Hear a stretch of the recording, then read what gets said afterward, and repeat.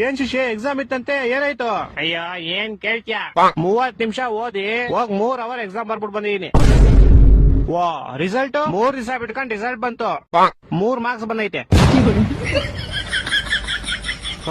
ಆಮೇಲೆ ನಮ್ಮಪ್ಪ ಮಾರ್ಕ್ಸ್ ಗಳನ್ನ 3 ನಿಮಿಷ ನೋಡಿ 3 ಅವರ್ ನಂಗೆ ಬೆಲ್ಟಲ್ ಹೊಡಿದ್ರು.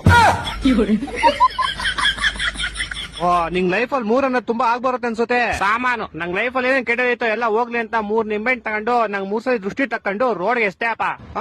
ಯಾರೋ ಒಬ್ಬ ಬೈವರ್ಸಿ ಅವ್ನ ಬೈಕ್ ನ ನಿಂಬೆಹಣ್ಣು ಮೇಲೆ ಹತ್ತಿಸ್ಬಿಟ್ಟು ಸ್ಕಿಡ್ ಆಗಿ ಅವ್ನ ಬೈಕ್ ನ ತಗೊಂಡೋಗಿ ಸೀದಾ ಕಂಬಕ್ಕಿಟ್ಟ. ಬಿಡು ಹೋಗಿ ನಿನ್ ಕೆಟ್ಟದೆಲ್ಲ ಆಕ್ಸಿಡೆಂಟ್ ಅಲ್ಲಿ ಹೋಯ್ತು ಅನ್ಕೋ. ನಾನು ಹಂಗೆ ಅನ್ಕೊಂಡ್ ಆರಾಮಾಗಿದ್ದೆ ಅಪ್ಪ. ಆದ್ರೆ ಗೋಳಿ ಮಗ ಮೂಲಲಿರೋ ಅಂಗಡಿಗೆ ಹೋಗ್ಬಿಟ್ಟು ಯಾರ್ ನಿಂಬೆಹಣ್ಣು ಇಸಿದ್ರು ಅಂತ ಕ್ಯಾಮ್ರಾ ಚೆಕ್ ಮಾಡ್ಕೊಂಡು ನಮ್ ಮನೆಗೆ ಬಂದ್ 3,000 ರೂಪಾಯಿ ಇಸ್ಕೊಂಡೋದ. ನಮ್ಮಪ್ಪ ಅದೇ ಬೆಳ್ತಾಡಿ ಇನ್ನೂ 3 ಅವರ್ ಹೊಡೆದ್ರು.